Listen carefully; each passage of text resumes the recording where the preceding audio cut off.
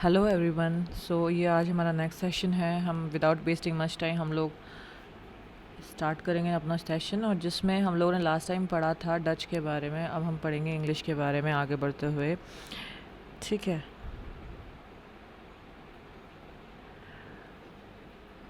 तो इसमें क्या हुआ था, देखो, मैं आपको शॉर्टकट में ये कुछ कुछ समरी बताऊंगी, आप नोट कर लीजिएगा कैसे भी करके, और आपको इसके बारे में कुछ कुछ डिटेल में पढ़ना है। ठीक है, कि क्यों हुआ, थोड़ा बेस पता होना चाहिए कि क्यों हुआ, क्या हुआ। बट ये आपको एक शॉर्टकट है, समरी वाइज है।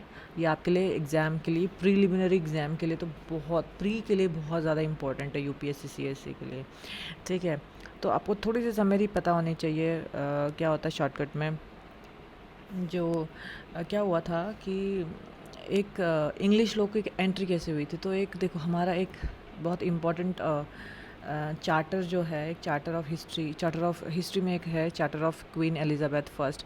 तो ये चार्टर क्या था, कैसे इशू हुआ था, किसको इशू हुआ था, ये पता होना चाहिए हम लोगों को। ठीक है। तो एक हमारे हिस्ट्री पे एक नाम आता है फ्रांसिस ड्रेक का। तो फ्रांसिस ड्रेक जो है वो कौन थे, वो थे एक इंग्लिश एक्सप्लोरर थे। ठीक है। मतलब वो एक नेवल ऑफिसर भी थे। ठीक है। इंग्लैंड के नेवल ऑफिसर थे। ठीक है। He was best known for his circumnavigation of the world in a single expedition from 1577 to 1580। तो इसने सरकम नेविगेशन किया था वर्ल्ड का, that's why he is very famous. एक नेवल ऑफिसर था, और 1580 में उसने एक वॉयज किया around the world, circumnavigate किया वर्ल्ड को। और 1580 में, ठीक है, देखो कैसी एंट्री हुई, क्योंकि ये जो है फ्रांसिस ड्रेक ने, क्या हुआ कि वर्ल्ड को सरकम नेविगेट किया। ठीक है। 1580 में इसका कंप्लीट हुआ, इनका जो वर्ल्ड के अराउंड टूर बोल सकते हो आप। ठीक है। और साथ ही साथ तो इसको पता चला कि where is India, where is east, और ईस्ट में क्या क्या चीज़ें फेमस है, ईस्ट में कैसे ट्रेड कर सकते हैं, ईस्टर्न वर्ल्ड के बारे में पता चला। ठीक है। तो वैसे ही, और दूसरा, दो, फर्स्ट रीज़न तो ये हो गया। सेकंड रीज़न हो गया कि जो इंग्लिश की विक्ट्री हुई थी स्पेनिश आर्माडा पे, ठीक है, वर्सेस इंग्लिश। तो इसमें इंग्लिश लोग जीते थे, ये लोग स्पेनिश अल्माड़ा लोग डिफीट हुए थे। स्पेनिश अल्माड़ा अब क्या है, स्पेनिश अल्माड़ा आपका क्या है कि एक वो होता है, ये ग्रुप ऑफ स्पेनिश शिप्स जो हुआ करते थे, जो इंग्लैंड को क्या करने गए थे, इन्वेट करने गए थे। इसकी स्टोरी मैं आपको थोड़ा सा बताती हूँ कि क्या हुआ था कि जो जो अरमारा है, Spanish Armada, they try to get in touch with the Spanish army. The English ships were attacked fiercely. ठीक है। बहुत, मतलब बहुत फोर्सफुली उन लोगों ने इंग्लिश शिप्स को अटैक किया था। ठीक है। बट एट लास्ट क्या हुआ था कि स्पेनिश आर्मी जो है वो डिफीट हो गई थी। क्योंकि इम्पॉर्टेंट रीज़न हाउएवर वो उसका ये भी है कि English were able to defeat the Armada, क्योंकि the wind blew the Spanish ships northward. कोई को लोग ये भी कहते हैं कि ज़्यादातर स्पेनिश लोग अपना स्पेन में वापस नॉर्थवर्ड इसलिए लौट गए थे, क्योंकि जो विंड है जो नॉर्थ पोल से आती है, it blew the Spanish, all the Spanish ships towards the Spain country only. तो आधे कुछ कुछ बहुत ही कम लोग शिप्स वापस स्पेन तक पहुंची थी, अदरवाइज सब वो हो गई थी, बीच में ही गायब हो गई थी, कि कहाँ बहुत कम पहुंची थी। और जो इन्वेट करने आई थी इंग्लैंड को जो शिप्स, जिसको स्पेनिश अरमारा कहते हैं, वो लोग बहुत ह्यूज थे। बट जो पहुंची उसके रीजंस बहुत अलग अलग लोग बताते हैं, और बहुत कम लोग अपने देश वापस जा पहुँचे। ठीक है। लगभग 430 ईयर्स अगो, मतलब लगभग मान लो कि 1588 में क्या हुआ था कि British navy defeated the Spanish Armada. आपको पता होना चाहिए। और बैटल का नाम क्या था, बैटल ऑफ ग्रेव लाइंस। जो जो फ्रांस एक कंट्री है जो उसके यूरोप में, जो उसके जस्ट उसके कोस्ट के बाजू में ही हुआ था, ये बैटल ऑफ ग्रेव लाइंस बोलते हैं। Spanish Armada was defeated by the British navy. तो स्पेनिश अरमारा क्या है, मैंने बताया था कि पावरफुल फ्लीट थी आर्म्ड शिप्स की। ठीक है। They tried to invade England, but they defeated. तो इस वजह से स्पेन का जो है hope to invade was over, ख़त्म हो गया था, इट एंडेड। ख़त्म हो गया था सब कुछ, क्योंकि एक्चुअली क्या हुआ था कि there was bad feeling between the Spain and England, जो कि बहुत पहले से एग्जिस्ट करती थी 1560s से। ठीक है, Spain was taking gold and silver from the lands it had claimed in the Americas. तो but England wanted some of the wealth for him also, तो इंग्लैंड को अपने लिए भी चाहिए था। तो क्वीन एलिजाबेथ फर्स्ट ने इंकरेज द फ्रांसिस ड्रेक, जो कि अभी मैंने बताया था, जो सरकम नेविगेट किया था in a single expedition in the to the world. तो उसने क्या किया था, क्वीन एलिजाबेथ ने उसको इंकरेज किया था and other English man also to raid the Spanish ships that is called Spanish Armada. ठीक है, जो कि रेट करो बोला। ठीक है, जबकि इस वजह से वो वॉर में आए थे स्पेन एंड इंग्लैंड, अदरवाइज ये वॉर में नहीं थे। और ऑल्सो इनके रिलीजियस डिफरेंसेस भी होने लग गए, जैसे कि स्पेन जो है रोमन कैथोलिक कंट्री था, ठीक है, और इंग्लैंड जो है प्रोटेस्टेंट को सपोर्ट करता था। तो वैसे ये डच प्रोटेस्टेंट को इंग्लैंड सपोर्ट करने लग गया, रिबेल करने के लिए अगेंस्ट स्पेनिश। तो ये सब चीज़ें धीरे धीरे करके इनके बीच में मनमुटाव आए, इट क्रिएटेड अ वॉर। फिर इंग्लैंड ने, स्पेन ने सोचा इंग्लैंड को वो करते हैं, इन्वेट करते हैं, तो एक अपना शिप्स बनाया, powerful fleet of ships, armed ships. ठीक है, बट इंग्लैंड ने बहुत फोर्सफुली उनको हरा दिया। ठीक है, और कोई लोग बोलते हैं, मैंने बताया आपको कि the wind blue all the ships towards the north, इसलिए वो भाग गए और आधे लोग गायब हो गए, तो बहुत कम लोग वापस स्पेन अपने देश पहुंच चुके थे। ठीक है, तो ये एक स्टोरी है। तो 1588 में क्या हुआ कि English defeated the Spanish Armada and English got the victory. आपको ये पता होना चाहिए, ठीक है, थोड़ा बहुत। और क्या बोलते हैं, तो 1580 में क्या हुआ, फ्रांसिस ड्रेक सरकम नेविगेट किया उसने। 1588 में इंग्लिश की विक्ट्री हो गई। ठीक है, तो ये चीज़ों का मतलब इस वजह से इंकरेज किया, ये चीज़ों ने इंकरेज किया ब्रिटिश सेलर्स को to venture out to the east. अब वो ईस्ट में आए थे इस वजह से। ठीक है, नाउ इन 1599, आप ईयर वाइज समरी लिख दो, थोड़ा सा आपको टाइमलाइन पता चल जाए। जैसे 1580 में बताया, 1588 में बता दिया, दिस इज़ ऑफ 1599। 1599 में कुछ कुछ इंपॉर्टेंट ईयर्स है ये। ठीक है, जैसे ग्रुप ऑफ इंग्लिश मर्चेंट्स ने एक अपनी कंपनी फॉर्म कर दी जिसका नाम था मर्चेंट एडवेंचरर्स, एक नाम की ये कंपनी थी। ये ग्रुप ऑफ इंग्लिश मर्चेंट्स ने अपने आप को एक बोल के कंपनी 1599 में इस्टेब्लिश कर दी थी, formed a company 1599।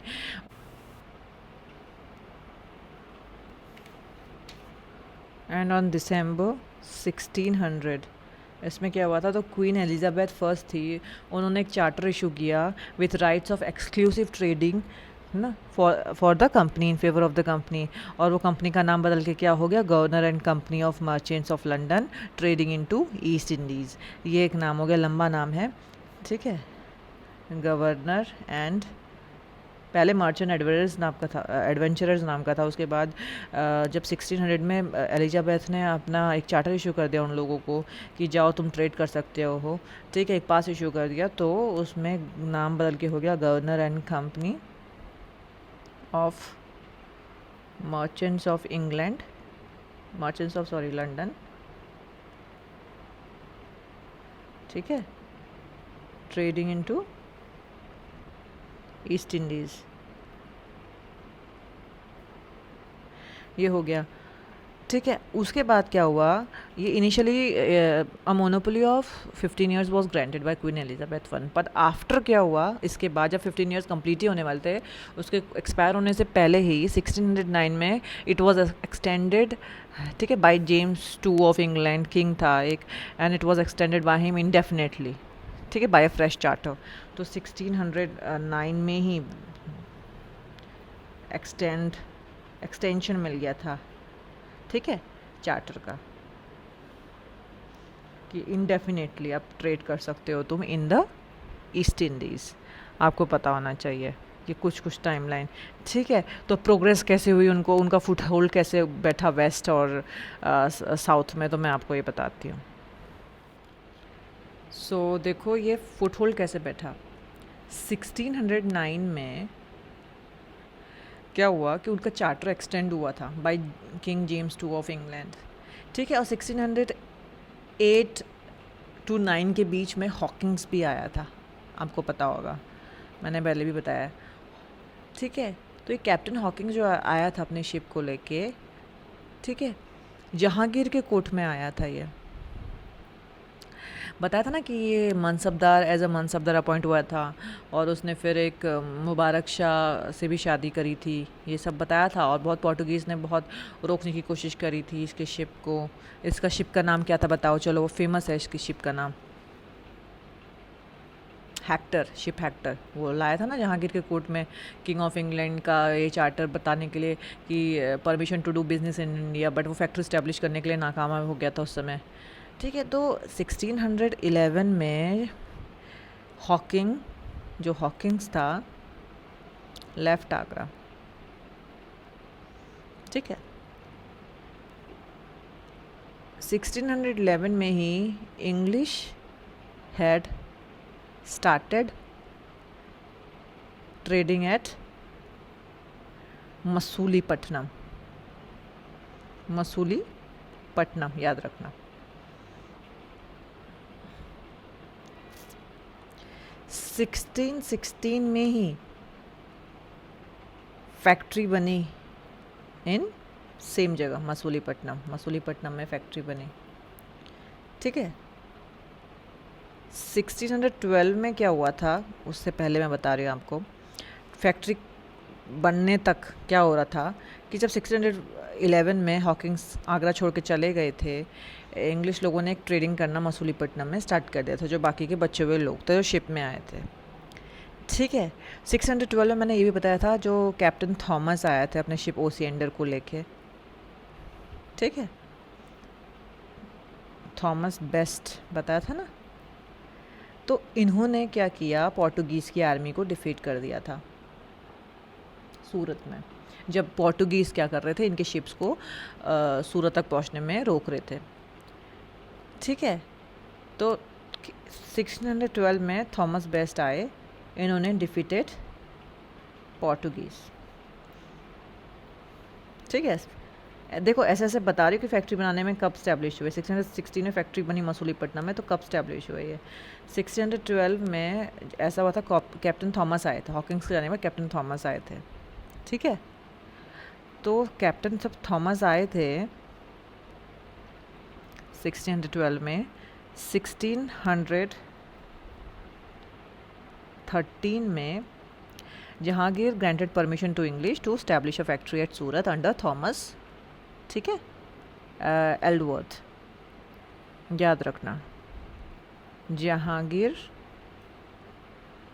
Gave permission कि स्टैब्लिश कर लो factories, to establish a factory Surat में, ठीक है। 1615 में क्या हुआ था, सर थॉमस रो, ठीक है, एक एम्बेस, देखा ये थॉमस रो अलग है, सर थॉमस रो, ठीक है, केम एज एन एम्बेसडर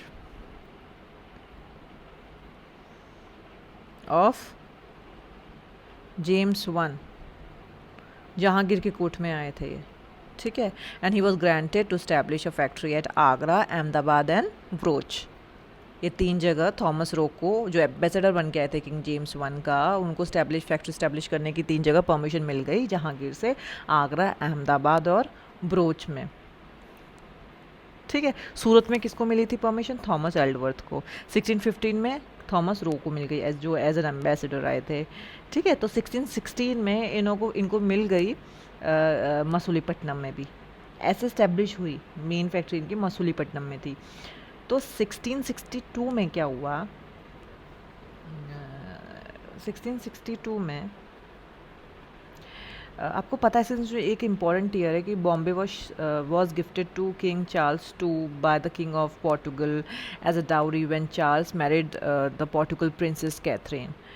तो आपको पता होगा कि बॉम्बे जो है पहले पोर्टुगल के पास था, तो उसने किंग ऑफ पोर्टुगल ने एज अ डाउरी उसको भेंट कर दिया था किंग चार्ल्स टू को, जो कि इंग्लैंड के थे, जब उन्होंने मैरी किया था एक पोर्टुगल प्रिंसेस कैथरीन को।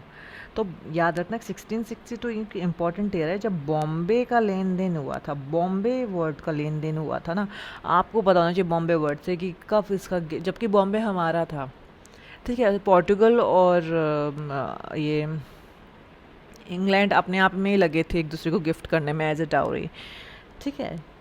तो याद रखना उसकी स्टोरी में सिर्फ बॉम्बे लिख दे रही है, स्टोरी पता होनी चाहिए कि गिफ्ट किया था जब प्रिंसेस कैथरीन से शादी हुई थी किंग चार्ल्स टू की, तो उसको भेंट कर दिया था पोर्टुगल ने, किंग ऑफ पोर्टुगल ने, ठीक है। 1668 में क्या हुआ था, Bombay was given over to the East India Company on an amount annual payment of 10 pounds. You know amount कितना था, सिर्फ 10 पाउंड। 10 पाउंड में क्या हुआ, एनुअल पेमेंट में 10 सालाना का 10 पाउंड मिलता था, और किंग चार्ल्स टू ने वो बॉम्बे को कर दिया ईस्ट इंडिया कंपनी को हैंड ओवर कि भाई मुझे इसके बदले 10 पाउंड सालाना का दे दो। तो क्या हुआ कि टू सेम जो बॉम्बे जो है टू ईस्ट इंडिया कंपनी को मिल गया, ठीक है। और उसके बाद क्या हुआ कि जब उसको बॉम्बे का इतना लेन देन हो गया, 1687 में जो हेडक्वार्टर ऑफ वेस्टर्न प्रेसिडेंसी जो था वो बॉम्बे को कर दिया गया था। पहले क्या था, सूरत था, तो सूरत से वो चेंज होके हेडक्वार्टर जो बन गया वो बॉम्बे बना दिया गया। जैसे ही वो ईस्ट इंडिया कंपनी के पास आया, देखो 1662 में एज अ डाउरी दिया, 1668 में ईस्ट इंडिया कंपनी को हैंडओवर हो गया, 1687 में कुछ साल बाद हेडक्वार्टर बना दिया बॉम्बे को। पहले कौन था, वेस्टर्न प्रेसिडेंसी का, ठीक है। पहले क्या था, सूरत था, ठीक है।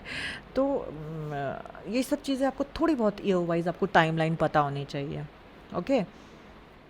आपको एक और ये साल याद रखना 1651, जहाँ पे एक गवर्नर था बंगाल का शाह शुजा। 1651 में ही allowed the English to trade in Bengal, ठीक है। एनुअल पेमेंट किसकी, 3000 की। तो बंगाल में भी ट्रेड करने परमिशन मिल गई थी गवर्नर ऑफ बंगाल से कि इन ल्यू ऑफ 3000 भाई you trade in Bengal. But company का जो बिज़नेस है वो ऑब्स्ट्रक्ट होने लग गया क्योंकि वहाँ के कस्टम ऑफिसर से टोल मांगने लग गए थे।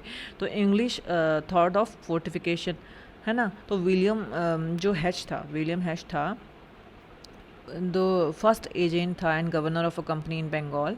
सो विलियम हैच क्या था, he appeal to Shaista Khan the Mughal governor in Bengal in 1682, ठीक है, फॉर रिड्रेसल ऑफ ग्रीवेंसेस, ठीक है। तो जैसे जब बंगाल में ये ट्रेड करने लग गए, जैसे उनको ट्रेडिंग की परमिशन मिल गई शाह शुजा से, तो धीरे धीरे इनको ऑब्स्ट्रक्शंस आने लग गए उनकी ट्रेडिंग में। तो उस वजह से उन्होंने ग्रीवेंस रेस कर दिया कि भाई किसके सामने, मुगल गवर्नर था बंगाल का इन 1682 में, कौन था, शाइस्ता खान था। शाइस्ता खान के सामने इन्होंने रेस कर दिया अपना रिड्रेसल ऑफ ग्रीवेंसेस रेस कर दिए कि भाई हमें ट्रेड करने में प्रॉब्लम हो रही है। किसने किया, विलियम हैच का नाम आता है इसमें, विलियम हैच। तो विलियम हैच कौन था, he was the first agent and first governor of company in Bengal, first governor, ठीक है, ऑफ कंपनी इन बंगाल में था, ठीक है। तो आपको ये पता होना चाहिए। तो उसने शाइस्ता खान से अपील करी, फिर लेकिन क्या हुआ कि वो मुगल गवर्नर भी नहीं मानने लगा, भाई ऐसा कैसे हो सकता है, वो मानने को तैयार था। हॉस्टिलिटीज़ बढ़ती गई English and between the Mughal, तो मुगल्स के बीच में और इंग्लिश के बीच में हॉस्टिलिटीज़ बढ़ती गई। तो 1686 में क्या हुआ, Hooghly was sacked by Mughals, आपको पता नहीं चाहिए। तो English were forced to leave Hooghly and went to mouth of Ganga, ठीक है। तो इसमें क्या हुआ कि 1686 में आपको पता होना चाहिए कि हुगली, जब हॉस्टिलिटीज़ हुई तो Hooghly was sacked by Mughals, ठीक है। मुगल्स लोगों ने आप घेर ली हुगली को और इंग्लिश लोगों को वहाँ से धक्के मार के बाहर निकाल दिया। और इंग्लिश वो force to go to the mouth of Ganga, एक जगह थी जहाँ से गंगा निकलती थी, वहाँ से भाई बंगाल के किनारे में वहीं पे बस जाओ भाई, हुगली को छोड़ दो तुम, ठीक है। तो एक कंपनी एजेंट था उस समय, उसने नेगोशिएशन स्टार्ट करी मुगल से कि भाई एक जगह दे दो, ठीक है, हमें थोड़ा सा ट्रेड करने के लिए। तो ट्रीटी हुई इनकी 1690 में, एक ट्रीटी हुई बिटवीन मुगल्स एंड इंग्लिश। तो 1690 में जो ट्रीटी हुई, 1691 में तो English factory was set up the day an imperial फरमान was issued permitting the English to continue, क्या है, their trade in Bengal on payment of ₹3000 a year in lieu of all the duties, जो कि 1651 में भी इशू हुई थी सेम चीज़, 3000 के रुपए दे के भाई तुम ट्रेड कर लो, जो शाह शुजा गवर्नर ने करी थी उस समय बंगाल के। 1691 में भी सेम फरमान इशू हुआ to continue trading in lieu of ₹3000। ठीक है, तो 1691 में the English factory was set up, ठीक है, सेटअप हुई थी किसके against, in lieu of 3000 per month per year.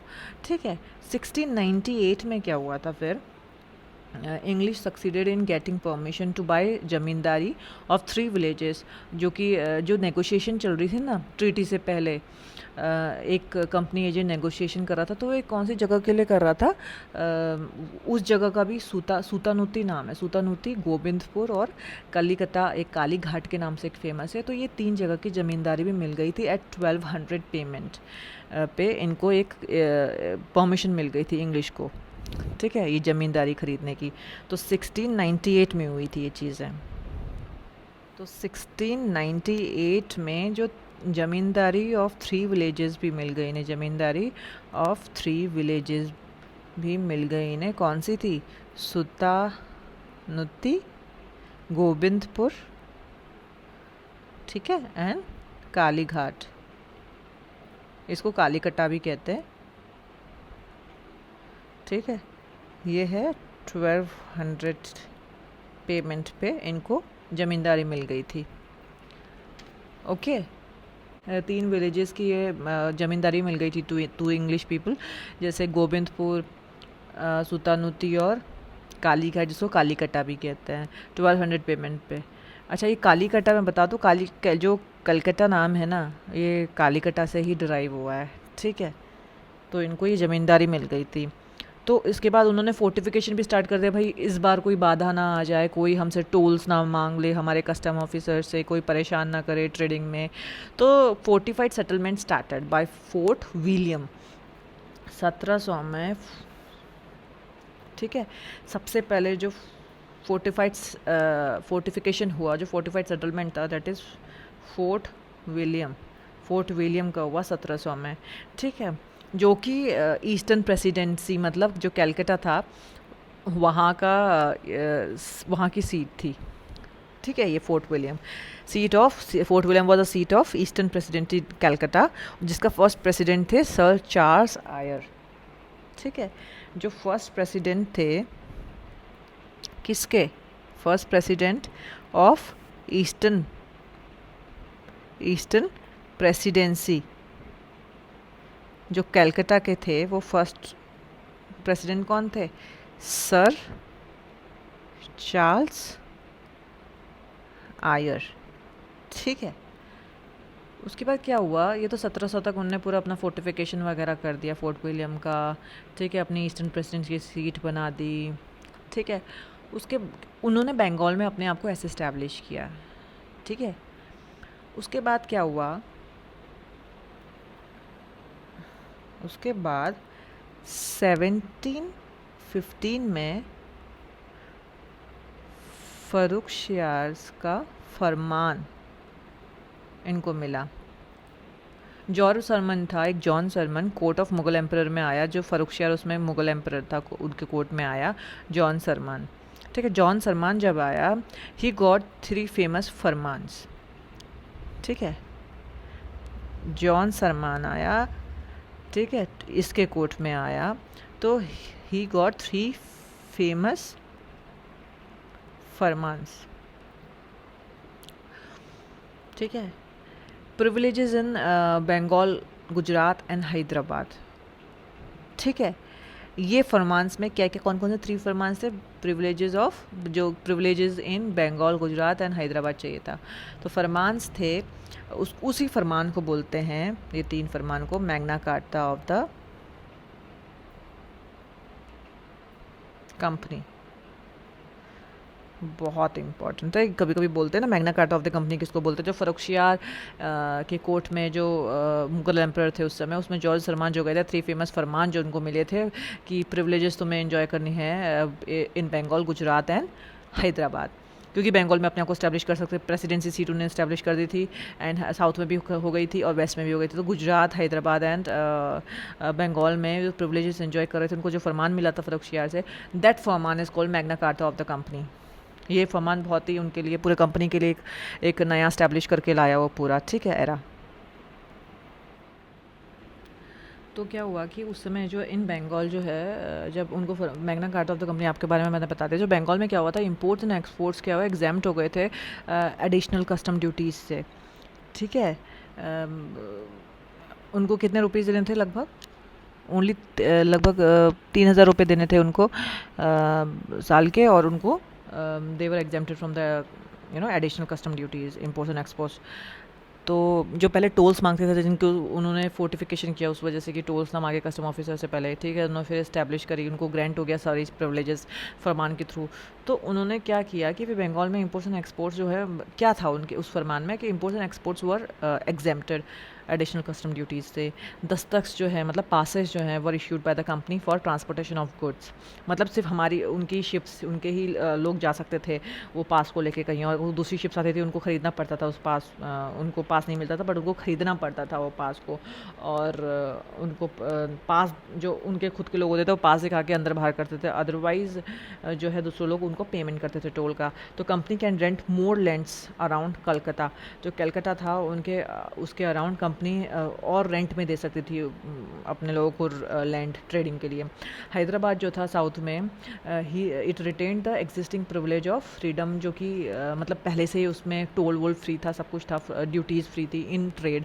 तो सिर्फ जो रेंट था prevailing for Madras was to pay, ठीक है।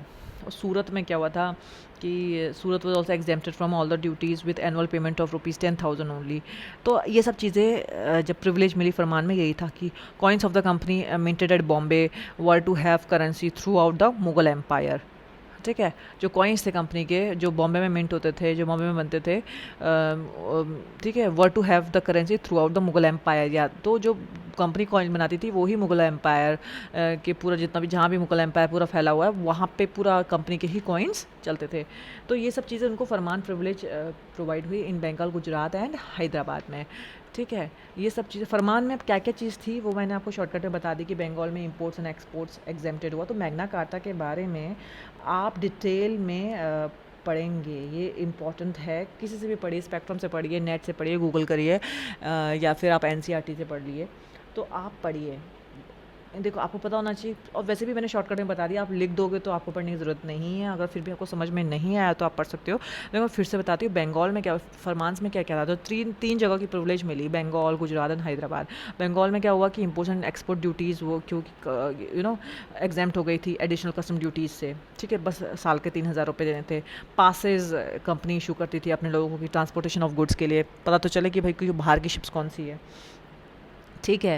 एंड कलकत्ता के अराउंड कंपनी क्या हुआ, और अपना लैंड रेंट पे दे सकती थी, उनको और प्रिविलेज मिल गया कि भाई किसी को भी कंपनी बनाने के लिए, ट्रेड करने के लिए जो अपने खुद का लैंड हो गया था उनका, वो रेंट पे दे सकती थी। तो हैदराबाद में क्या हुआ, हैदराबाद के तो पुराने एग्जिस्टिंग प्रिविलेज ऑफ फ्रीडम पहले से ही थे, ठीक है, ड्यूटीज़ से, जो ट्रेडिंग में, ठीक है, ये ट्रेडिंग की बात हो रही है। बस रेंट जो है मद्रास के लिए पे करना था उनको, जो मद्रास उनके अंडर में आया था नया नया। और सूरत में क्या हुआ, गुजरात में, मतलब exempted from all the duties with annual payment of 10,000 रुपये, ठीक है, 10,000 रुपये में कर। और जो कॉइन्स जो कंपनी बनाती थी, जो कि बॉम्बे में उनका मिंट हुआ करता था, वहाँ पे जो कंपनी मिंट करती थी अपने कॉइन्स, तो मतलब उनकी जो वैल्यू होती थी वो throughout the Mughal empire होती थी, आपको ये पता होना चाहिए बस। वो मैग्ना कार्टा में प्रिविलेजेस ये कंपनी को प्रोवाइड हुई, ठीक है। अब merging of the two companies कैसे हुआ, इंग्लिश कंपनीज़ कैसे मर्ज हुई। 1688 में क्या हुआ, इंग्लिश रिवॉल्यूशन आया। 1688 में इंग्लिश रेवोल्यूशन आया, ठीक है। जब ये इंग्लिश रेवोल्यूशन में क्या क्या हुआ, जब हुगली क्या हुआ कि 1688 में हुगली जो मुगल्स लोगों ने सैक कर दी थी, फिर इंग्लिश को वहाँ से भागना पड़ा था माउथ ऑफ द गंगा में, फिर बाद में एक ट्रीटी हुई थी उनकी। तो उसके उसी के आसपास ही एक रिवॉल्यूशन हुआ है जहाँ पे इंग्लिश ईस्ट इंडिया कंपनी जो मोनोपोली कर रही थी उसका अपोज हुआ, राइवल कंपनीज ने अपोज किया। सो राइवल कंपनी वाज फॉर्म्ड कि भाई वही क्यों, और भी बाकी कंपनीज हैं इंग्लैंड में, वो भी ट्रेडिंग कर सकती है, उनको कोई नहीं ट्रेडिंग में करने दे रहे हैं, क्योंकि इन लोगों ने, ईस्ट इंडिया कंपनी ने अपना ही पूरा मोनोपोली जमा ली थी, बाकी कंपनीज को वो ट्रेड नहीं करने देते थे। तो राइवल कंपनी वॉज फॉर्म्ड, ठीक है।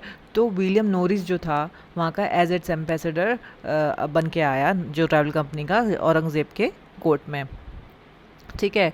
बट ही फेल्ड, कि फिर प्रेशर आया फ्रॉम क्राउन एंड पार्लियामेंट कि टू कंपनी मर्ज हो जाए। तो इन 1708 में United Company of Merchants of England trading to the East Indies, ये नाम का एक कंपनी बनाई गई दोनों को मर्ज करके। सो 1708 से 1873 तक ये establish British political power in India. आपको ये पता होना चाहिए इस साल तक British political power in India में, इसके आगे इस कंपनी के नाम से ये पॉलिटिकल पावर बनी, बट हम लोग मुंह से बोलते ही है ईस्ट इंडिया कंपनी, ठीक है। बट असली में इसकी राइवल कंपनी भी थी, जो कि 1688 में क्या हुआ, रेवोल्यूशन आया, इंग्लिश रेवोल्यूशन आया, ठीक है, कि भाई राइवल कंपनी भी जाग गई, हमें भी करना है कुछ, ठीक है। किसके अंडर, विलियम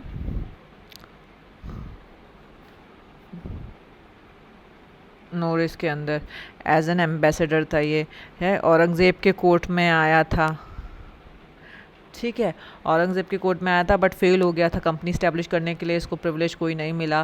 फिर क्राउन से प्रेशर आया, ठीक है, और पार्लियामेंट से आया कि भाई दो कंपनीज को मर्ज कर देते हैं। तो मर्ज हुई कंपनी 1708 में।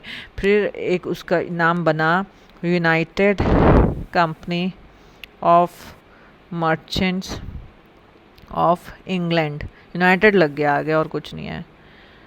Merchants of England trading to East Indies, बस।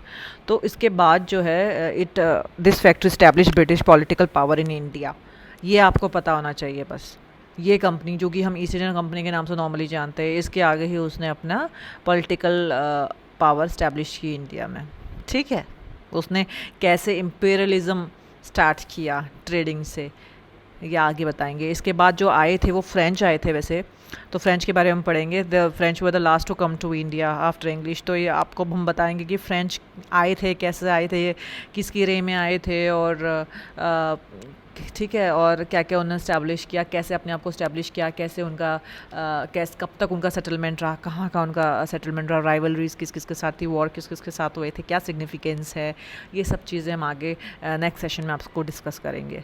टिल देन आप पढ़ लेना ये। Take care, bye.